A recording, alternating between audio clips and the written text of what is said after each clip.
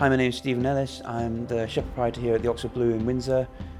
The dish I'm making today is my signature dish, which is a suckling pig's trotter. That itself is dressed on a apple carpaccio, Granny Smith and Pink Lady apples that we've sliced thinly, laid out, and then frozen that, cut it into a shape that fits perfectly on the plate.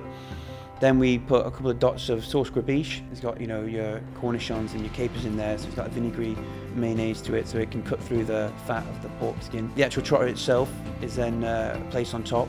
This is basically braised pork skins, and then we stuff that with some ham hock and some picked down pork that we've slowly cooked. That's then mixed in with a little bit of mustard, bound into a little ballantine, and then rolled in the braised pork skins. This is then obviously placed on the plate. Next to that is a black pudding croquette, which we've just lightly covered in breadcrumb and deep fried. We then place a little crab apple that's been poached in cider and left to really take on the flavour, because the crab apples are naturally very bitter, and so we've obviously had, with the cider, let it steep for a few months. We then take some chickweed from the garden. That's all placed around the plate, which is just grown outside, and a little quail's egg that sits on top of the black pudding, and a little fan of Granny Smith apples which is placed at the side.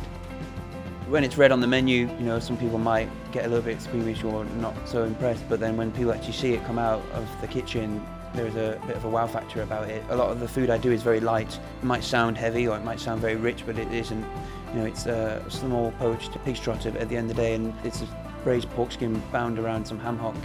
And then it's obviously on an apple carpaccio. It's very light, very refreshing. The gribiche just lifts the dish. The black pudding, we've bound with some chicken mousse to make it a lot lighter. It's not very dense, as black pudding normally is. And yeah, it is very spring, very refreshing dish as such, really.